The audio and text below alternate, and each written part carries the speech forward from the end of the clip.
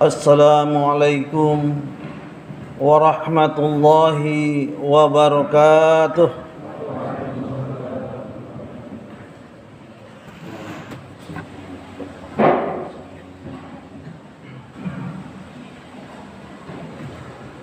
Allahu Akbar,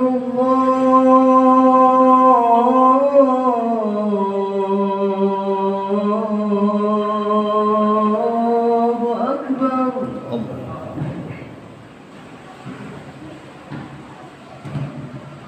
Allahu Akbar,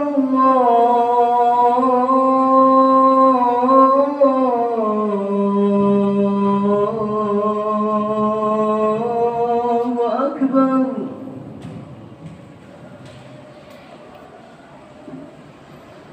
Asyhadu an la ilaha illallah.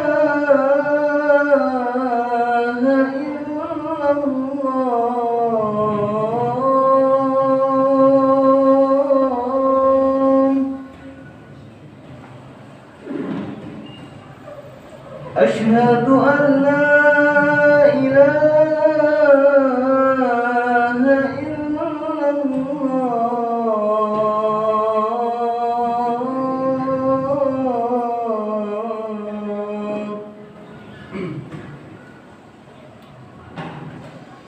Asyhadu anna Muhammadar Rasulullah.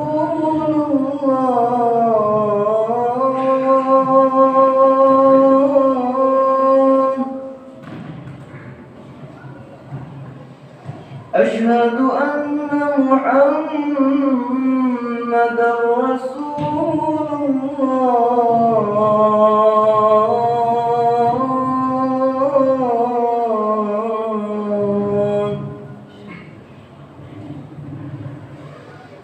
Hayya 'alas salah.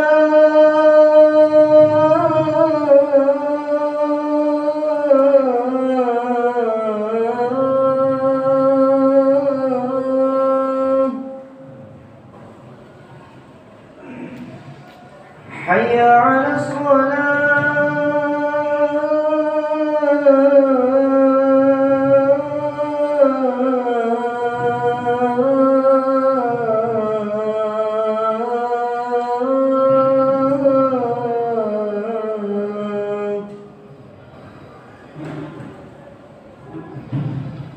Hayya 'alal falah.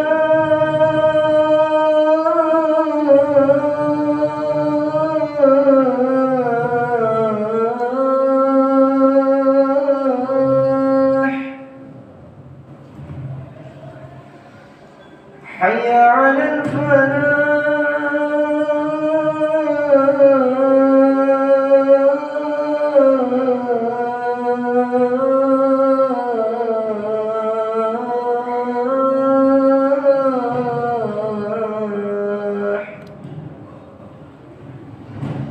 Allahu Akbar,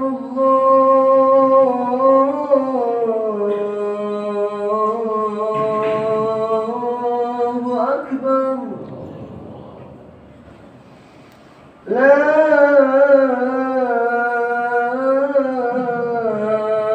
ilaha illallah.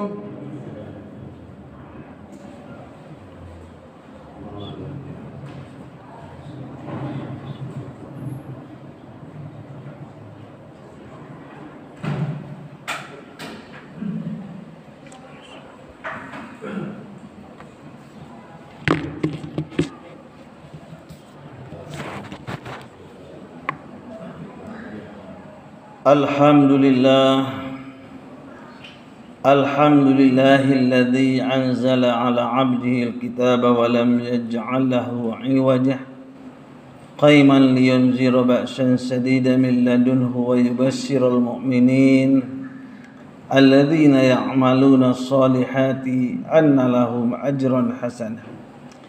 Ashhadu an la ilaha illallah wahdahu la syarika lah wa ashhadu anna Muhammadan abduhu wa rasuluhu la nabiyya ba'dah. Faqala Allah Ta'ala fil Qur'anil Karim, a'udzu billahi minasy syaithanir rajim. Bismillahirrahmanirrahim. Yarfa'illahu alladhina amanu minkum walladzina utu ilma darajat. Faqala Rasulullah sallallahu alaihi wasallam, man yuridullahu bi'abdin khairan yufaqihu fid dinillah. Ma'asyiral muslimin rahimakumullah, ittaqullah haqqa tuqatih wa la tamutunna illa wa antum muslimun. Hadirin sidang Jumat yang dimuliakan Allah, marilah kita sama-sama meningkatkan iman dan takwa kepada Allah, dan janganlah kita mati kecuali dalam keadaan muslim. Marilah kita senantiasa memanjatkan puji dan selawat kepada Nabi besar Muhammad sallallahu alaihi wasallam, yang mana beliaulah yang membawa risalah sehingga memberikan kecerahan kepada manusia. Hadirin sidang Jumat yang dimuliakan Allah, semestinya umat Islam ini mulia. Semestinya umat Islam ini terhormat. Semestinya kita umat Islam ini bahagia. Tetapi faktanya justru kita terhina. Justru kita terjajah. Justru kita sengsara. Apa yang salah pada diri kita? Atau apakah memang kondisi yang menyebabkan kita seperti itu? Namun umat Islam harus sadar, Allah telah mengatakan, innallaha la yughayyiru ma biqaumin hatta yughayyiru ma bi anfusihim. Allah tidak akan merubah nasib sebuah kaum, sebuah bangsa, sebuah generasi kalau generasi itu tidak mau merubahnya. Benar, kita 350 tahun dijajah, dan kita difitnah, kita diadu domba, bahkan kita diusir, bahkan kita dimurtadkan. Dulu Indonesia ini 90% muslim, tapi hari ini tinggal 80%. Dulu Filipina itu 90% Islam, sekarang tinggal 8%, dimurtadkan. Dan tidak bisa difitnah, diadu domba, dimurtadkan, diusir, dan dibunuh. Bagaimana umat Islam di Cordova, di Spanyol tahun 1490 sekian, mayoritas kemudian dibantai oleh orang-orang yang suruhan Isabella. Ini menunjukkan bahwa tidak berubah. Sudah 800 tahun Andalusia lenyap dari Spanyol, dan Islam 350 tahun dijajah Belanda. Dan hari ini 100 tahun kita merdeka pura-pura, itu pun tidak membawakan satu kebaikan buat umat Islam. Kenapa? Karena umat Islam tetap dalam keadaan sengsara. Apa penyebabnya? Satu kata kuncinya, lemah. Kata kuncinya lemah. Maka jawabannya apa? Kuat, kokoh. Maka Allah katakan dalam surat Al-Anfal ayat 60, kalian tidak akan bisa meraih kemuliaan, tidak akan bisa meraih ruang angkasa kecuali dengan al-quwah, kecuali dengan kekuatan. Maka oleh sebab itu kemuliaan umat itu terletak pada kekuatan, terletak pada kemuliaan. Apanya yang harus kuat? Tentu harus kuat imannya, akidahnya, harus kuat ekonominya, dan harus kuat juga sosialnya.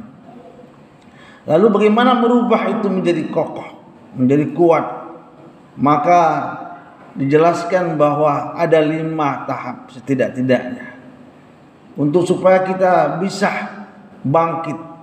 Yang pertama, umat Islam itu harus bangkit imannya, akidahnya. Apa yang disebut dengan akidah? Pola fikir. Pola fikir sekarang tidak Islami. pola pikir kita hari ini materi. Di dada kita tersingkap kebutuhan-kebutuhan pokok kita. Itu pun tidak pernah terpenuhi karena sistem yang kita terapkan bukan sistem Islam. Sehingga kita hanya seperti orang yang cukup makan, pakaian, udah selesai. Jadi apa yang problem sekarang ini adalah iman kita. Iman kita harus kita juruskan kepada tujuan yang ikhlas. Ketika Islam tidak bersarang dalam hati umat Islam, yang ada hanya materi. Ketika itu Adam Smith, David Ricardo mengatakan bahwa tujuan manusia adalah mencari utility, manfaat, yaitu uang. Sedangkan dalam pandangan Islam yang kita cari bukan materi. Materi sudah disediakan oleh Allah, pasti. Rezeki itu pasti. Yang kita butuhkan hanya satu, ridha Allah. Manakala sudah menjadikan ridha Allah sebagai tujuan, jelaslah sasaran hidup, jelas amal hidup itu. Maka oleh sebab itu sebelum kita bangkit, maka harus ada berubah. Allah katakan tadi, yughayyiru ma bi anfusihim, harus merubah diri sendiri. Apa yang harus kita rubah? Pola pikir kita.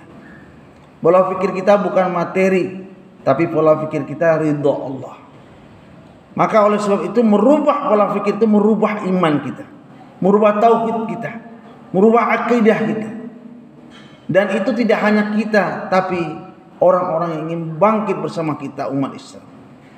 Setelah memiliki akidah yang jelas, tujuan yang pasti, maka yang kedua adalah melahirkan pemahaman, ilmu.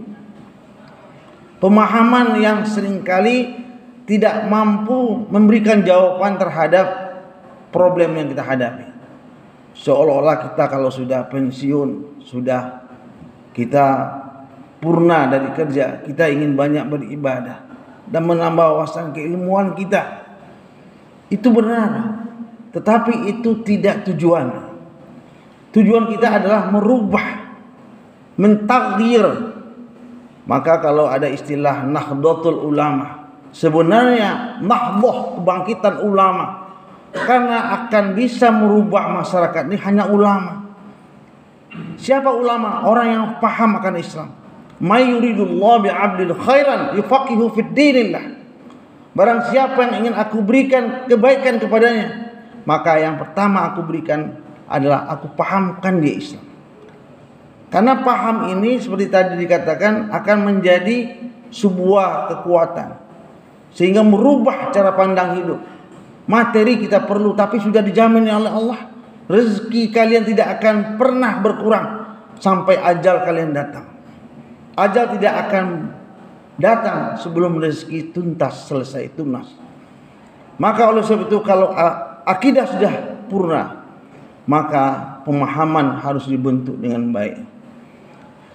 Kemudian Islam itu akan bisa dirasakan apabila diterapkan, bukan jadi wacana. Sekarang jadi wacana. Kita dihibur dengan bagaimana indahnya kalau kita sholat tahajud, indahnya bersedekah. Yang dimaksud dengan diterapkan adalah memberikan sebuah gambaran apabila Islam ditegakkan seperti ini. Karena Islam itu bersifat zawajir dan jawabir. Kalau Islam bersifat zawajir dan jawabir, artinya kalau Islam diterapkan, diamalkan, dia akan memberikan sebuah move kepada orang untuk tidak melakukan maksiat, untuk berlomba-lomba melakukan kebaikan. Katakanlah misalnya siapa yang mencuri dipotong tangannya, maka orang akan takut, lebih daripada takut dibunuh. Kenapa? Karena dipotong tangan itu akan mengancam kehidupannya, apalagi harga dirinya, harga diri keluarga dan sebagainya. Maka dengan diterapkan Islam akan tercermin betapa bahayanya mencuri. Bagaimana orang bercermin dengan datangnya sholat Jumat, bahagia dan malu kalau tidak ikut sholat Jumat. Karena apa? Karena konsekuensinya kafir, kufur kepada Allah, sehingga takut kalau tidak sholat Jumat. Nah, ini namanya diterapkan. Nah, kalau sebahagian kecil saja, hari ini kita tahu di mana-mana ada bank syariah. Pertama diproklamirkan bank syariah tahun 70-an atau 80-an saya ingat. Sekarang sudah hampir semuanya di bank syariah. Artinya orang akan rindu. Pada akhirnya nanti bank konvensional tidak akan laku kecuali untuk orang-orang kafir. Nah, ini sebuah langkah yang pada akhirnya orang kalau sistem ekonominya sudah islami, sistem di dalam masalah-masalah sosial sudah islami, sehingga orang ingin rindu kalau semuanya diislamikan. Bagaimana sistem pendidikannya, bagaimana sistem pemerintahannya. Maka yang dibutuhkan adalah ada rasa untuk menerapkan Islam itu. Kemudian kalau sudah diupayakan untuk menerapkan, diamalkan, diwujudkan dalam kehidupan sehari-hari, sehingga kita tidak bisa hidup tanpa Islam. Kita tidak bisa hidup tanpa syariat Islam. Jadi syariat itu adalah bingkainya. Tidak akan bisa kita melaksanakan apapun, memenuhi kebutuhan kita kecuali dengan syariat. Misalnya sholat, semua orang tahu sholat, tetapi semua orang tidak tahu apa itu syariat sholat, apa rukun sholat, apa sunnah sholat, ada wajib sholat, sehingga dia berbingkai dengan ahkamul khamsah, bahwa ada fardu, ada haram, ada sunnah, ada makruh, ada mubah. Nah, kalau sudah menjadikan semua perbuatan sejak kita bangun tidur sampai kita tidur kembali, semua itu harus diaplikasikan, diwujudkan dengan syariat. Kalau ini haram saya jauhi, kalau ini wajib saya usahakan, apapun konsekuensinya. Kalau itu sunnah saya usahakan untuk mendapatkan pahala yang utama. Kalau makruh saya jauhi, kalau mubah carilah kenikmatan yang dihalalkan. Maka dengan langkah-langkah demikian akan terekam dalam benak kita ingin menjadikan kokoh tujuan hidup itu untuk Islam. Yang kedua, kita bisa memahami, kemudian menerapkan, mengamalkan, dan pada akhirnya ingin diwujudkan. Jadi yang disastakan sekarang ini adalah mewujudkan kepemimpinan Islam itu. Jadi dunia hari ini, seorang Sebastian Kurz dari Austria mengatakan, Islam akan mengancam mereka. Sebenarnya tepatnya bukan mengancam, adalah akan memayungi mereka. Karena dengan syariat Islam selama 1400 tahun dunia dilindungi oleh Islam. Amerika Serikat itu pernah dibantu oleh Daulah Islamiyah ketika bencana kelaparan. Jadi artinya kita melihat bahwasanya Islam ini bagaimana dirindukan oleh umat Islam. Bagaimana Islam ini ditunggu-tunggu oleh orang non-Islam. Tanpa ada kerinduan umat Islam, tanpa keyakinan secara mayoritas umat manusia ini bahwa ada satu pengharapan bahwa masih ada Islam. Ini seperti yang dicontohkan oleh Glenn Beck, seorang kolumnis Amerika, bahwa dunia hari ini sedang bertarung 4 kekuatan. Yang pertama India dengan Cina dengan komunisnya. Yang kedua Soviet, sekarang nama Rusia dengan sosialisnya. Yang ketiga Eropa dan Amerika dengan sekulernya. Yang keempat Islam. Apa kata Gembek? Yang tiga ini, Cina, India, Rusia, Eropa dan Amerika, tidak ada Tuhan di belakangnya. Yang punya Tuhan hanya Islam. Maka sejarah dunia membuktikan tidak akan pernah ada kekuatan apabila Tuhan di belakangnya bisa dikalahkan. Nah, kalau orang Barat saja sudah yakin Islam akan menang, bagaimana dengan kita? Dan kita mempunyai tanggung jawab untuk mewujudkan Islam ini tegak, yaitu adalah dengan memulainya, memilih kepemimpinan Islam. Karena semua qadiyah masyri'iyahnya adalah tokoh pemimpin Islam. Dan kita sudah melihat ada harapan yang besar untuk akan hadir seorang tokoh, dan tidak hanya untuk Indonesia tapi untuk global. Inilah khilafah Islamiyah.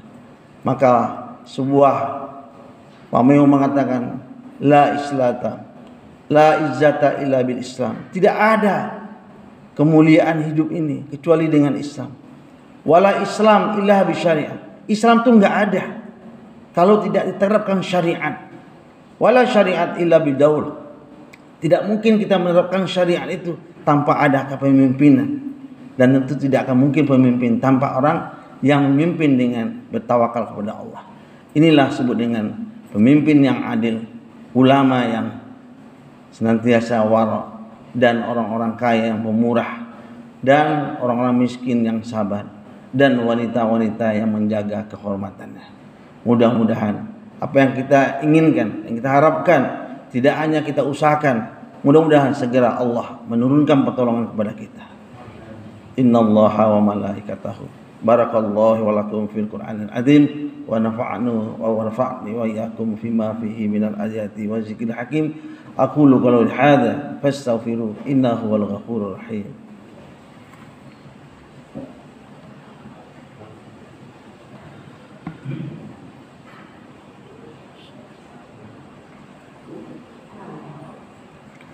Alhamdulillahi rabbil alamin, wassalatu wassalamu ala asrafil anbiya'i wal mursalin wa ala alihi wa ashabihi ajma'in, amma ba'du.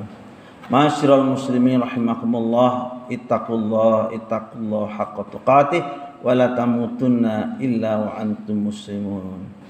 Innallaha wa malaikatahu yusalluna 'alan nabi ya ayyuhalladzina amanu shallu wa sallimu taslima. Allahumma fir lil muslimin wal muslimat wal mu'minin wal mu'minat al ahya minhum wal amwat. Rabbana la tuzigh qulubana ba'da idh hadaitana wa hab lana min ladunka rahmah innaka antal wahhab. Rabbana fir lana dzunubana wa liwalidina warhamhuma kama rabbayana shighara. Rabbana atina fid dunya hasanah wa fil akhirati hasanah wa qina adzabannar. Ibadallah, innallaha ya'muru bil 'adli wal ihsan wa ita'i dzil qurba wa yanha 'anil fahsya'i wal munkari wal baghi ya'idukum la'allakum tadhakkarun wa la dzikrullahi akbar. Asim shalah.